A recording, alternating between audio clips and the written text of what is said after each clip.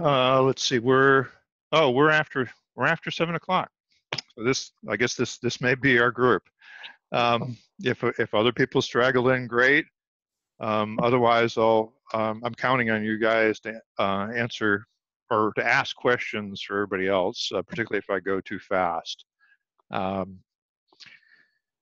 So I wanted to. I gave a speech similar to this at the online club that I'm involved in, called Online Presenters. And one bit of feedback that I got was that I actually went a little too fast through explaining exactly what a blog is. And I want to demystify that a little bit. And also, one of the things I'm trying to illustrate here is that websites that you might not think of as blogs actually are blogs, or at least are running on blogging software. So I happen to know that the New Yorker website runs on WordPress, which is the same software that we're using on our site. And it's a blog per se that has had a lot of money put into it. If you look at like the font design and the illustrations, obviously it's very professional. And this is sort of the section that's most blog-like. Really, what a blog is a convenient way of posting new articles online. And traditionally, they are listed in reverse chronological order, so the newest things first. So we can see that sort of in this latest section. And then, of course, they've picked out specific articles that are their sort of hottest, biggest attractors to feature up top. 538, a website founded by a statistics wonk who does a lot on sort of odds making for politics as well as sports and other things. That is also a WordPress website. And it started out as as Nate Silver's individual blogging site. So 538 is the number of electoral votes, I believe, that you have to divide up.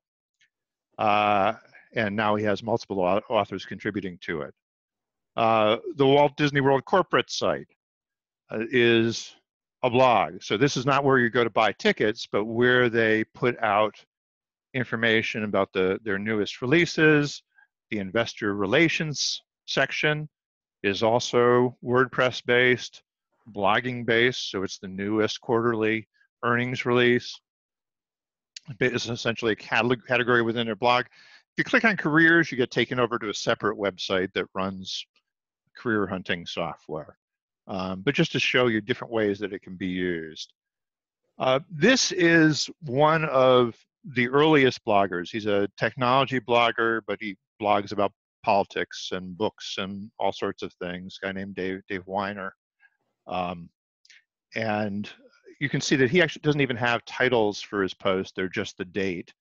So this was actually kind of the original idea of blogging, that it would be a web-based diary for people. And some folks still use it that way. Dave Barry has a blog, and they're all very short posts. They look like tweets.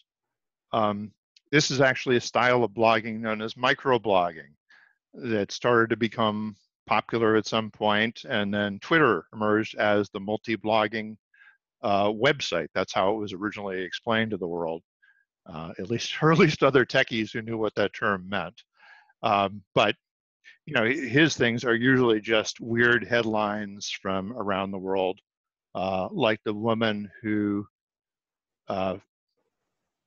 picked an octopus out of the ocean, decided to make a picture of herself with it over her face, and it did not work out well. Apparently, octopuses can bite rather powerfully. Humans of New York, a blog that is really built around great photography. So this is a section of their blog that is talking about war veterans. The blog of Tim Ferriss, the guy who wrote the 4-Minute Workweek. Gary Vaynerchuk is a productivity guru, marketing guru. A lot of this is, again, another WordPress site. There's a bunch of mommy bloggers who post about raising kids, operating on a budget. My friends Jim and Chris Gold, who are members of Early Bird Toastmasters and also online presenters, run a website called Geeks on Tour that uses a blog to present their latest lessons about technology.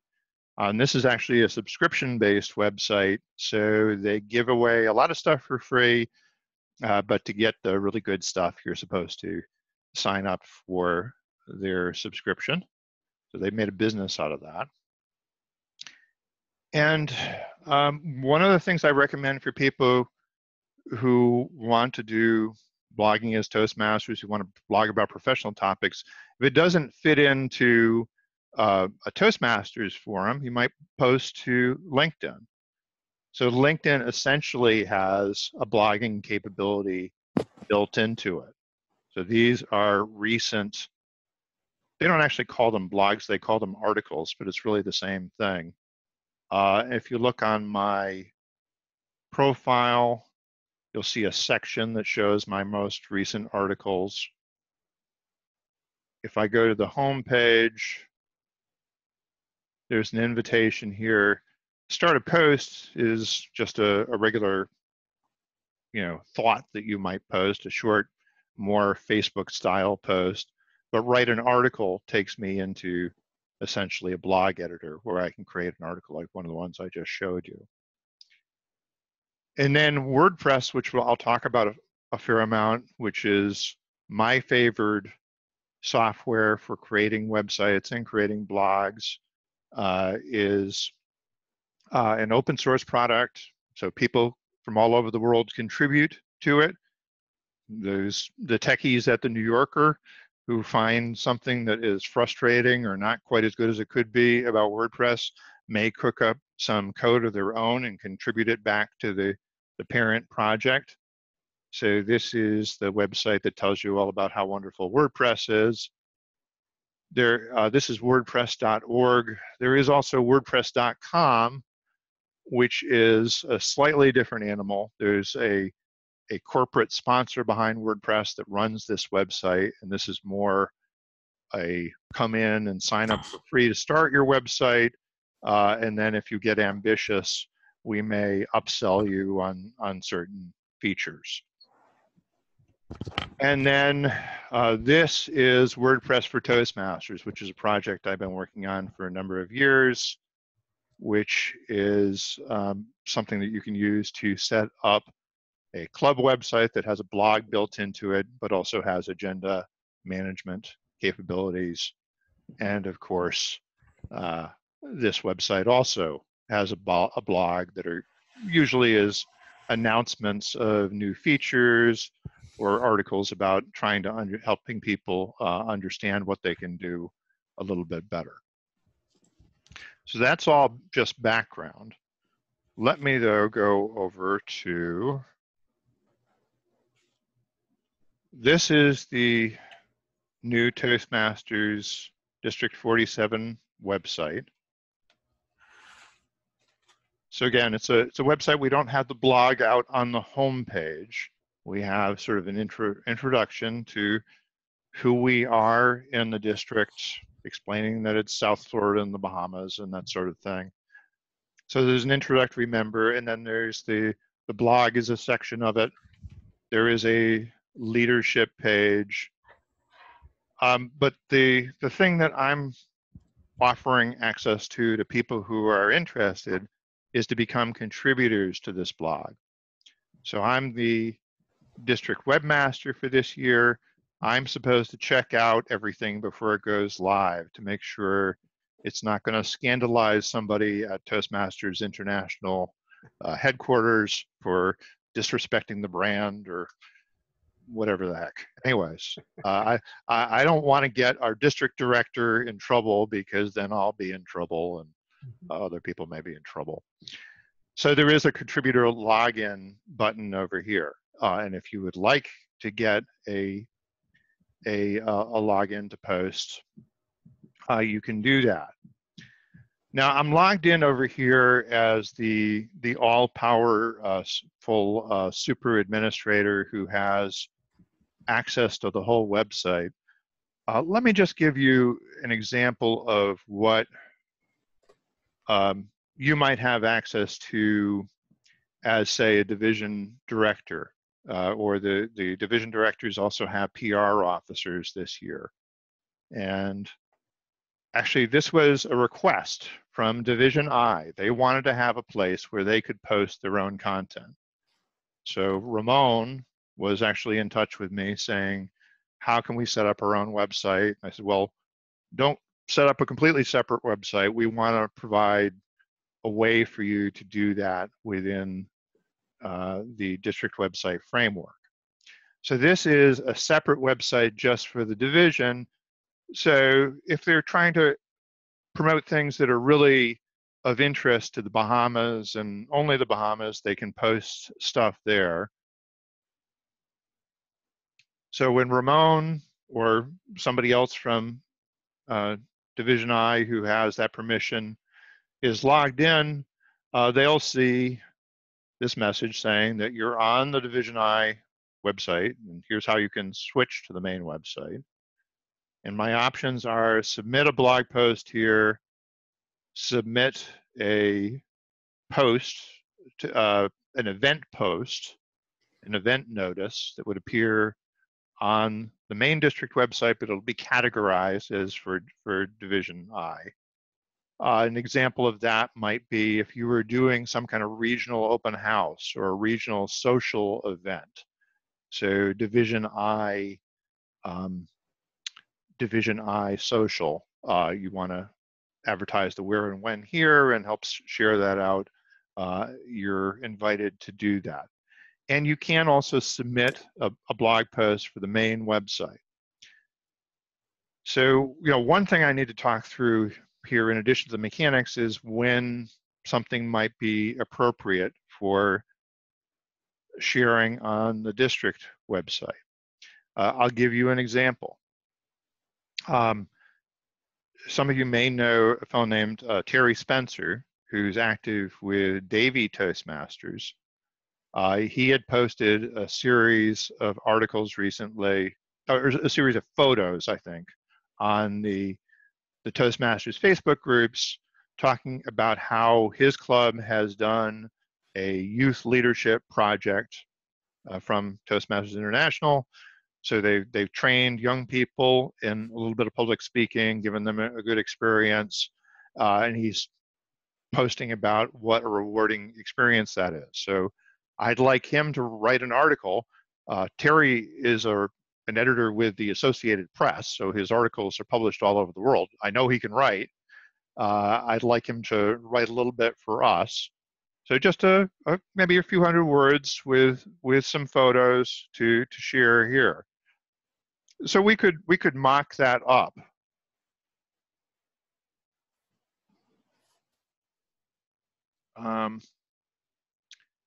So I put in a headline and I come in here and I can start typing.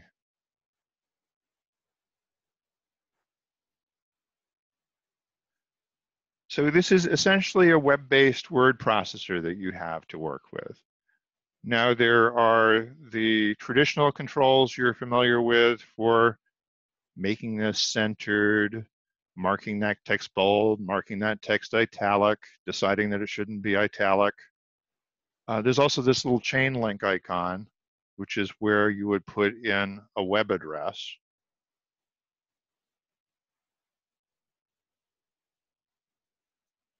So that then becomes a link. So there are all these things that you can do to make this formatted how you want. You can just start writing. You can prepare your text ahead of time in a Microsoft Word or whatever and paste it in here. That usually works pretty well. Sometimes it picks up text from your computer that you don't exactly want. You have to clean that up, but usually not a big deal. So we can put in several paragraphs of text. We also have some other formats available to us. If I just put an asterisk at the beginning of the line, it figures out that I must be wanting to do a bullet list. So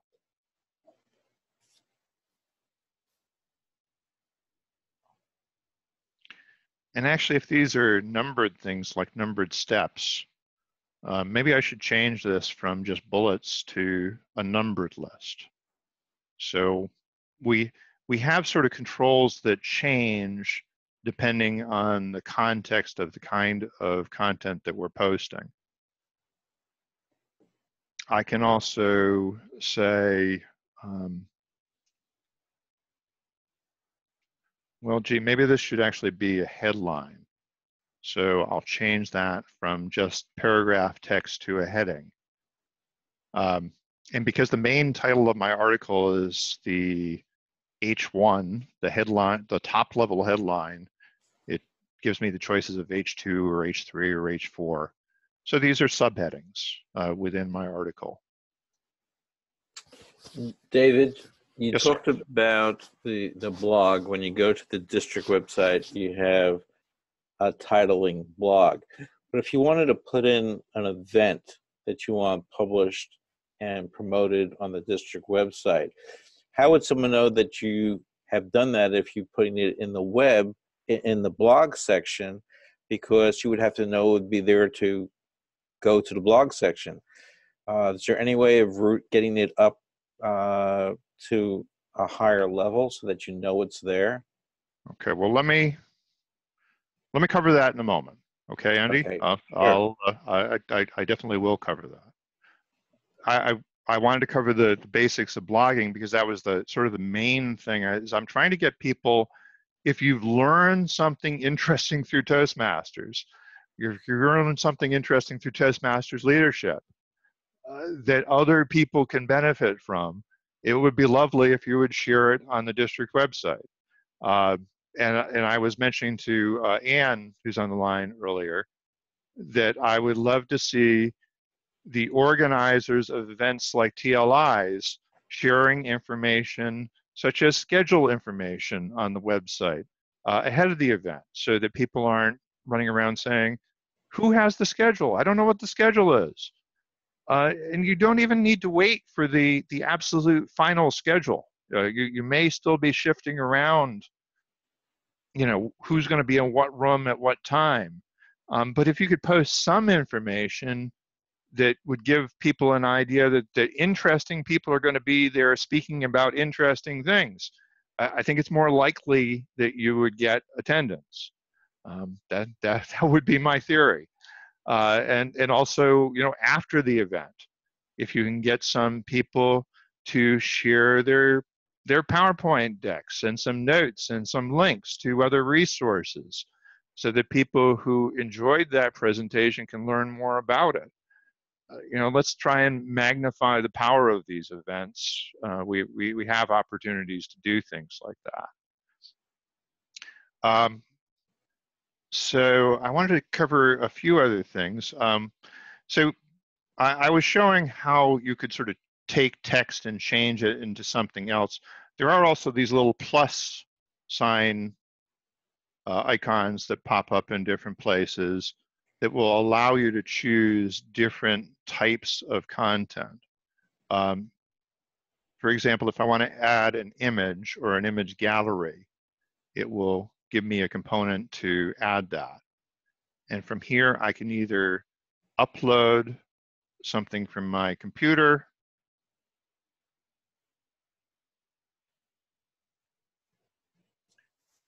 I can then add a caption.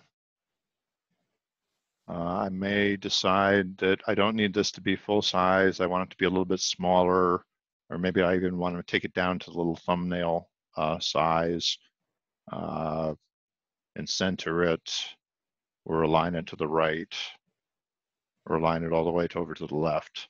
So we have a bunch of options there. And then one of the things I always like to show people, let's see, where did I hide this?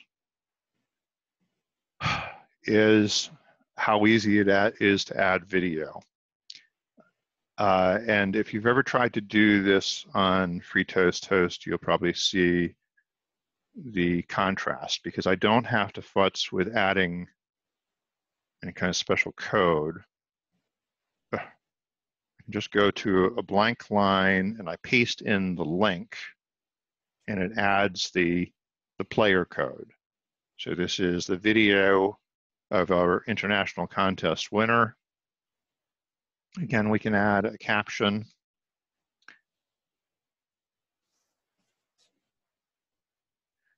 And you know, I do a lot of blogs that include video. I think video is a huge opportunity for Toastmasters. Particularly, you may have Toastmasters who are great at speaking and not so good, or maybe just not so confident at writing. We'll get them to have their video of themselves talking recorded, and that's something that can be published. And maybe you add a little bit of text, or again, links to related resources to go along with that. But I think video is a powerful way for us to show people what Toastmasters is all about, rather than just trying to impress them with marketing copy or slogans or whatever. So now, one of the things, this account is set up as a contributor account. So I can write, I can edit. I can't actually publish, even though there's a button here that says publish. As soon as I click publish, it says submit for review.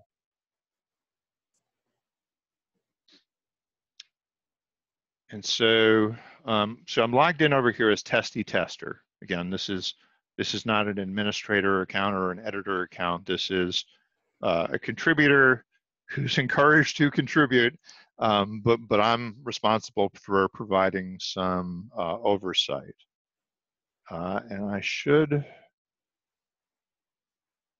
So I got a message from Testy saying that he has a contribution to the blog. I can now go in and review this. So now I'm playing the role of being the administrator. I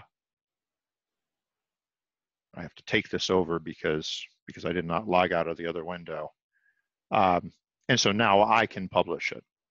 And I'm not going to publish it because this post is nonsense. But that's the idea. I mean, and you know, there are lots of tutorials available on how to work through the mechanics of this. You know, I did a presentation for the Online Presenters Toastmasters Club where I also demonstrated a little bit of how to create one of those articles on LinkedIn. It actually is very similar to the way the WordPress editor works. And one of the arguments that I've made is that if you learn WordPress, you are learning a professionally valuable skill, because WordPress is used by small business and big business websites. You know, it certainly has competitors, but it is actually the most used web content management system. It's not just for bloggers anymore. It's used for e-commerce and all sorts of things. So let's see. Let me go back to my test persona over here. I'm getting a warning that somebody else has taken over this post. I knew that. I have multiple personality disorder tonight, and I'm playing multiple roles. Let's go back to the Division I website, and I'm going to go to the dashboard. And forgive me if I let some jargon slip in, but dashboard just means this is the back end of the website. This is the administrative section. So again, I have an invitation to submit a post here just for Division I, or to submit a blog post to the main website. If I want to submit an event post, I'm going to use an application called RSVP Maker. And this is software that I've been working on for a number of years. It's not just for Toastmasters. It's used by chambers of commerce and other people organizing events and taking registrations in some cases. So this is set. So let's take the. So we're going to have a Division I social meetup here on this date. So the first thing it does is ask me to set the date and time. So obviously for an event, that's important. But as soon as I click past this screen, we're going to see something that looks a whole lot like the blog editor that we were just in. So I'm not creating a blog anymore, I'm creating an event listing. But here's the exact same content formatting tool. So I can add photos, I can add videos, I can add lists, I can add headings, all those things. Optionally, this can be set up to collect RSVPs for an event. This particular one is not. There is a little widget over the side where if I decide that it's not going to be on the 8th, it's going to be on the 9th, I can make that change in this context. And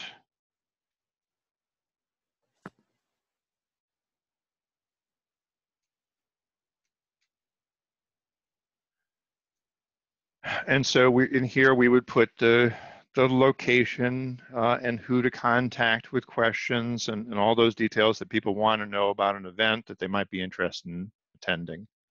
We're going to see the same thing where this has to be submitted for review. And actually, I may give some of the division directors and area directors and PROs more leeway about publishing stuff, but I want them to keep me in the loop. Because again, I have to report up the chain to our division director and my boss in the district, our PR director. So let's see, let me actually log out of that so that I don't cause confusion.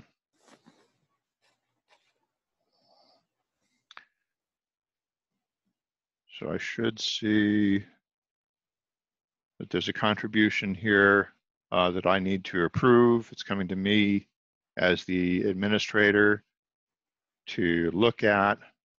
Oh, it's still, I guess, because I don't know. I'm not sure why that's coming up. Anyways, so I could approve this, and I'll do it just briefly for the, I have to go back and delete this in just a moment.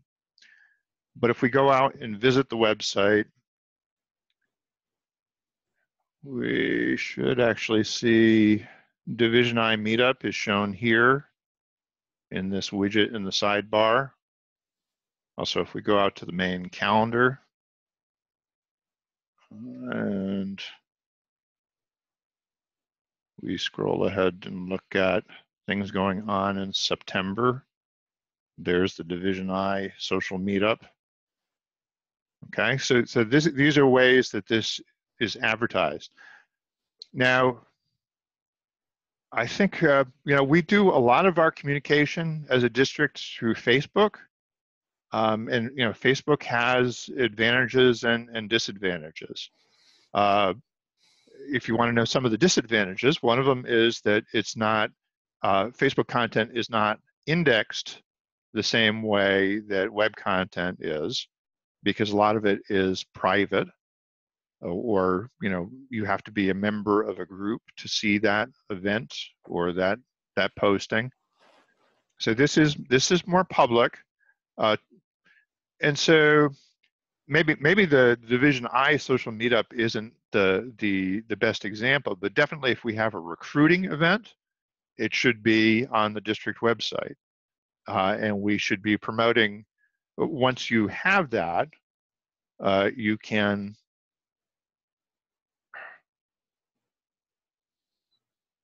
this is something that we can cross promote, for example, to Twitter.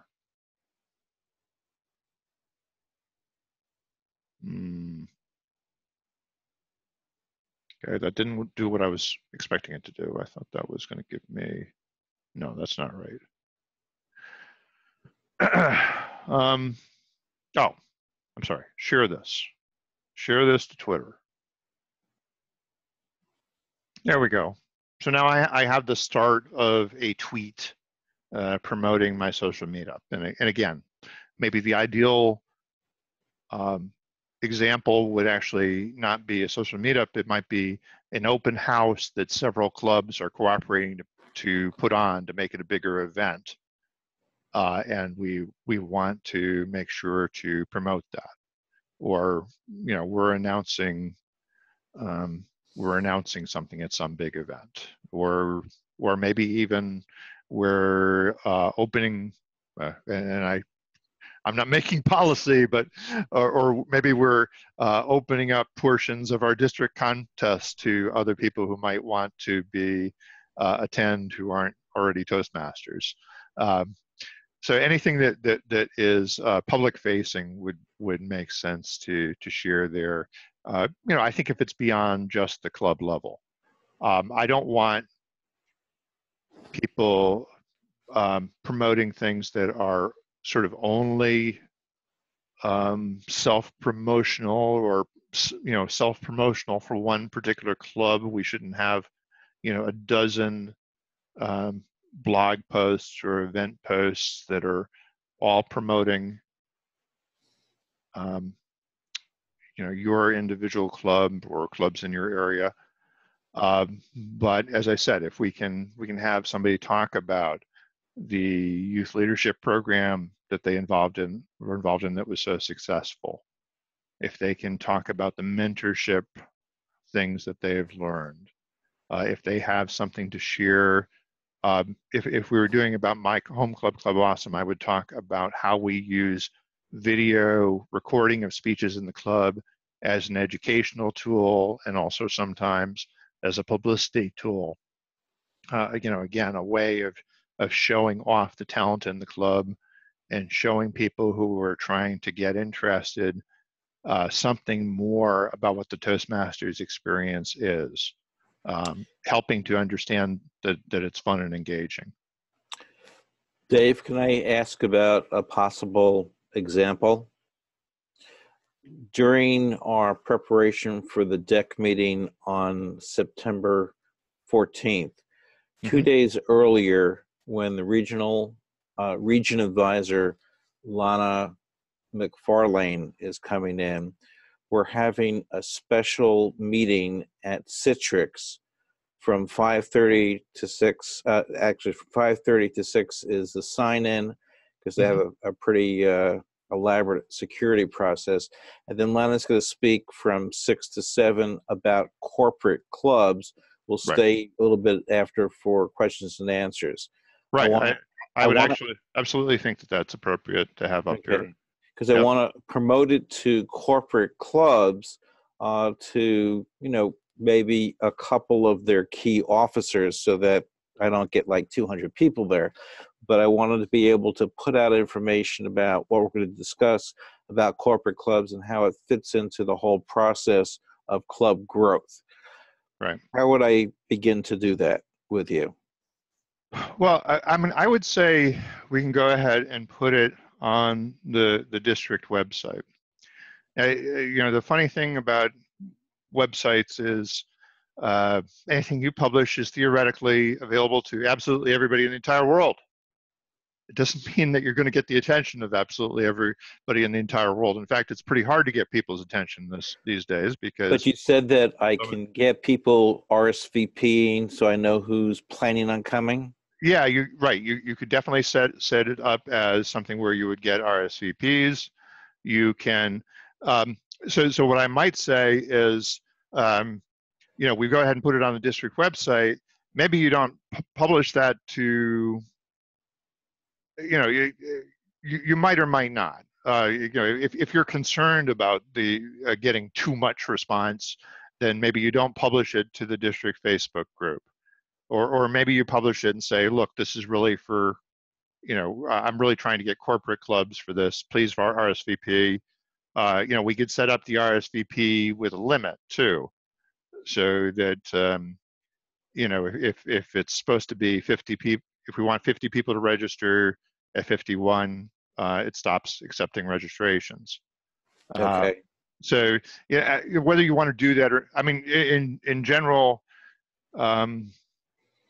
getting too much response is not a problem that we have as often as we'd like to. So can happen, but I would be more concerned about too little than too much for the most part. So, but yeah, that's definitely something that would be appropriate. And you know, maybe an article afterwards. Maybe you have somebody video record her presentation, and you know, hopefully she's a good presenter, and you know, you post that with again, you know, we'd have links to resources. You can ask her if she would like to write something for the district website. We certainly could invite that. I don't see why she couldn't be a guest blogger. But yeah. Any other questions? Because if not, I might wrap up for the night. I'm already one wine glass into the evening, and I might go for another. So, David, you mentioned Facebook earlier, and that wasn't the only way to get to people, and that's absolutely true. I would say about 1/3 of our club members are not on Facebook, so anything that's posted there, they never see. well, yeah, you know, there are controversies about lack of privacy on Facebook. You know, political manipulation of Facebook, various reasons people have, or people are just, you know, bored and frustrated, or have been turned off by something or other, by people being rude or whatever. Or yeah, there's lots of reasons why people might not be on Facebook, and so to assume that that's the whole universe is definitely a mistake. You know, and I've always said that where you do use social media, I mean, you should try and use it in combination with your own website. Your own website is the anchor for whatever it is you're trying to promote or explain. And it's why a lot of small businesses, well, WordPress is very popular with small businesses. You know, blogging to some extent has had to compete with social media. But blogging was kind of the original social media before Facebook and all these other things came along. You know, I mentioned the Dave Berry microblogging example. So and it used to be that people who were in the blogging community would post comments on each other's blogs. And what's happened over time is that they have too much trouble with spam being posted in those comment fields. So a lot of people have turned that feature off, and the discussion has migrated to social media. So the blog is a place of providing greater depth of information, usually. And then the social media is a way of stirring up interest. And I think you saw my post, Jim, about how I believe we often use images inappropriately, where people put a lot of work into coming up with these promotional images for the upcoming TLI or whatever, but they're presenting information that's embedded in the image that I want to have in text so I can copy and paste it, like the address of the meeting location. Because if they didn't give me a link to Google Maps, I'm going to want to paste that address into Google Maps to figure out where the heck I'm supposed to go and how far away it is and how far it'll take to get to drive there. You know, putting an email address in an image. is pretty dumb unless you can click on the image and have that trigger an email, which usually isn't true.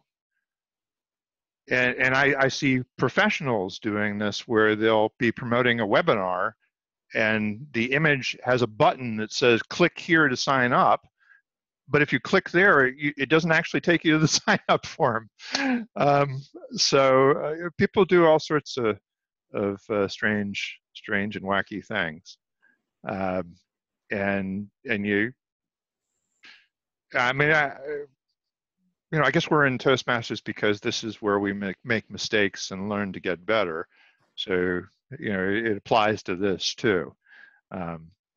And part of my point is that it's not only amateur marketers and self-promoters who make these mistakes. I see professionals doing the same things. But it's important to understand what the different medium are good for, and your own website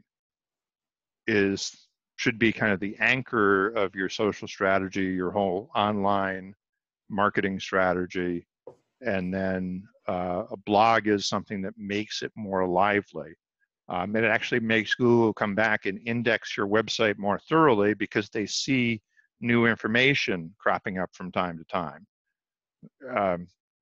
Whereas even if you have a blog, if somebody goes to the blog and the most recent post is from 4 years ago, which I see fairly often, it kind of makes it look like this is a dead organization. So don't do that either.